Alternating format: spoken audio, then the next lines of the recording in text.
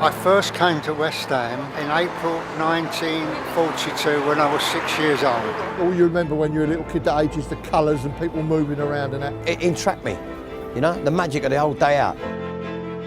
The whole area is changing, the demographics of it is changing. We're losing a ground, we're losing all that heritage. There's nothing left for us, they've not offered us nothing, they'll give us a chance. It's left a very bitter taste. I mean, I'd like Newham to give me a £40 million loan, you know, to help me out. They've basically brushed aside all the small businesses in the area. The area is becoming gentrified and we're losing our sense of community.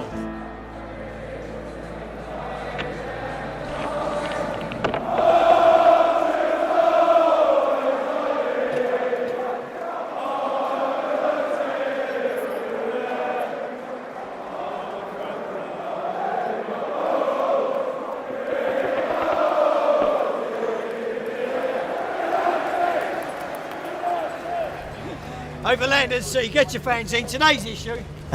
I've never been a vicar, right? I've been many things in my life, but I've never been a clergyman. However, I feel like a clergyman when I'm on the top of the steps. It's like a pulpit. It's an art, it's theatrical. Ooh. If a police horse comes along and does a poo on the floor, I say to everyone, like, watch out for the pile of Tottenham, and they all laugh, and you know, they might have heard it 1,000 times. You know, I'm a showman. Every time I come here and do my, you know, selling the OLAS and that, I put in a show on. Today's issue. And I really buzz off that. If we look out from our chapel window, we can see the thousands of people coming in for the matches. And occasionally, yes, some of these West Ham players have dropped in to get God's blessing.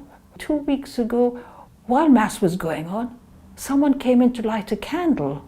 The priest told us that he was the West Ham manager. Oh, we are very proud. We love to hear all these stories. Yes. Everything about football, the feeling, the day out, the meeting, the talking about it, yeah, it goes through you, your old blood boils up. These are members of West Ham's intercity firm. They're some of the most violent football hooligans in the country.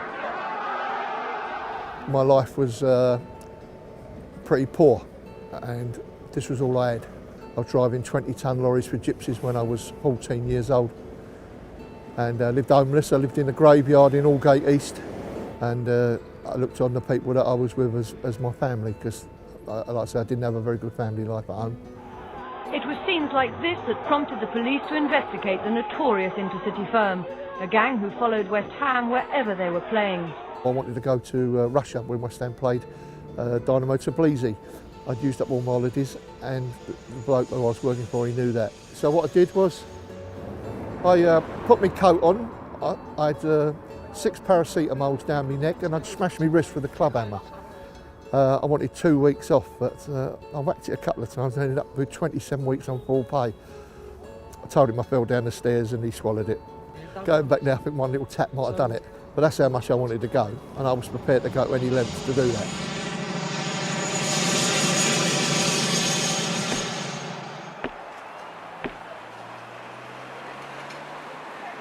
The family started the business in about 1927, and I'm the 4th generation that's been around to run it.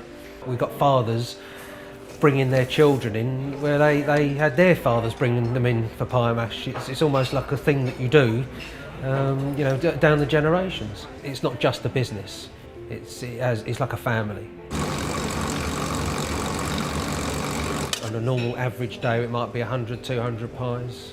On a match day, that can be upwards of sort of 800, even more. It goes hand in hand with a pint of beer and the programme that you buy, and you come and have pie and mash. It's just synonymous with the East End of London. After a match, we often meet our wives for a quiet drink in the local. It's a nice, friendly place. It's great to get together for an evening out. Like Mr. and Mrs. Bobby Moore, looking at the local.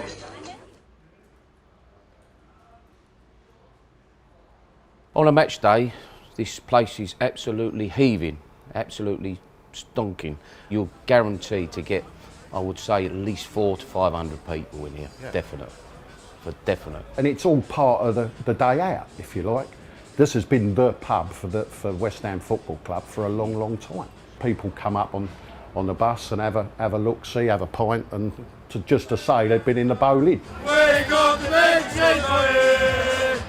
The whole area is changing. The old drinking East End culture is dying out. There's not going to be nothing here whatsoever to actually show that the old ground was there, and they've even taken the statue as well now.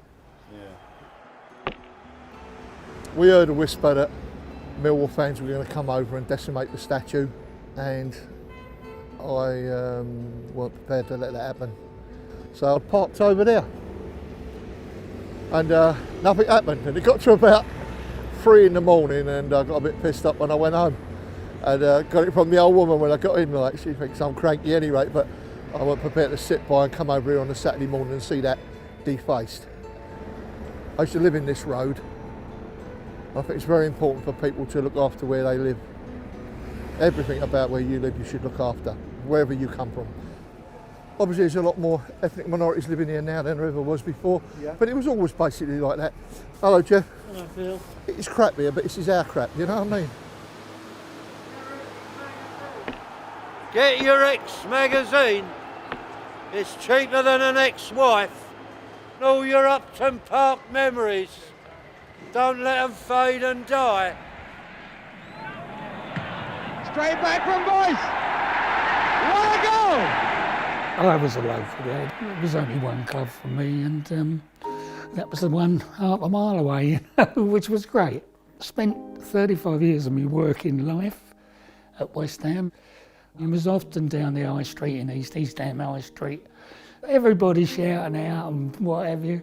Hey, get a win today, boysy, or something. They were all on your side, that's for sure. They were all so loyal, it wasn't true, you know. That's the three of us, Jeff Hurst, Eddie Bovington and myself, in Cazadaris, the gaff, in Barking Road. You'd get your senior players if you were a youngster, they're all sitting, so you're mixing with them as well, always talking about football. Football, football, football. And almost in the last seconds of the game, West Ham inside right, Ronnie Boyce heads into the net. When it goes up the other end, I have to watch it on my telly. Yeah, my boss used to have a seat in the Bobby Moore stand.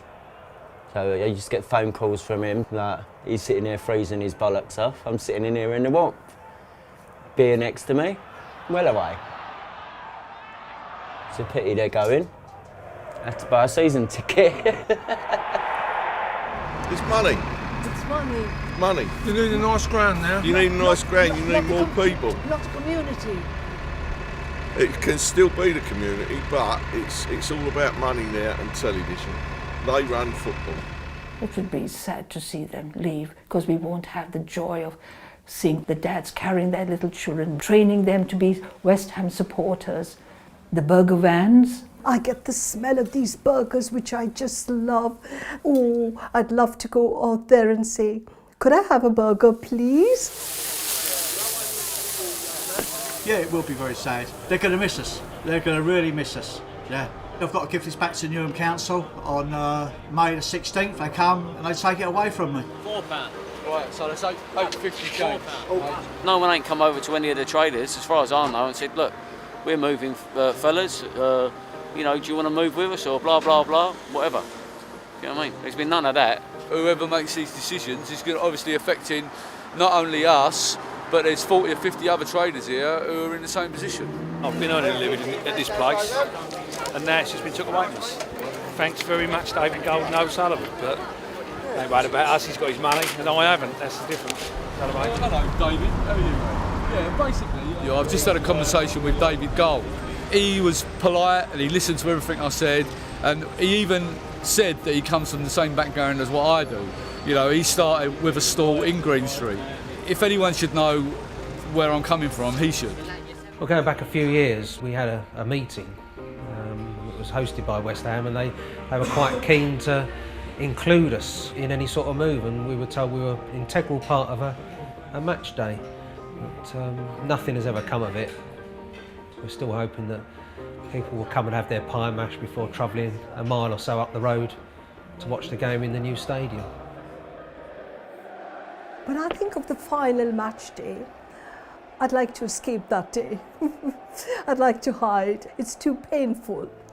Part of me says, no, you've got to be there. You've got to support them. Go on, go out, get the burger, wave a flag. Take Patricia and we both say, why are you moving away?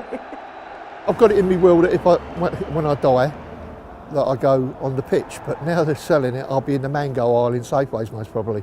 I mean, the grass is going to be sold, the seats are going to be sold. I think they've got extra stewards coming in so make people don't walk out with their seats.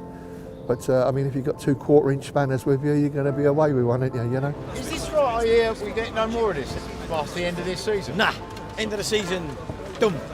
27 years of my life is encapsulated in that magazine. I'll always love West Ham, the real West Ham, but they're going to become a whole new club. They want to remove all memory, if you like, by changing the badge. They're changing almost the image. They're changing our history. Some might say, well, you know, it's progress and blah, blah, blah.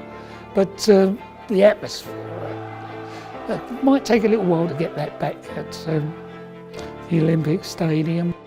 I love coming back here, it's like coming home. It's a symbol of what things used to be. Yeah, boy! You had a pride in your community, where you lived, in your gardens, your hedges.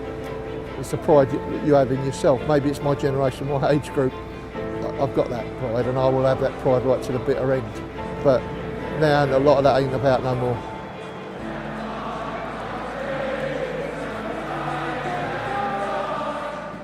Fortune's always hiding. I've looked everywhere. I'm forever blowing bubbles, pretty bubbles in the air.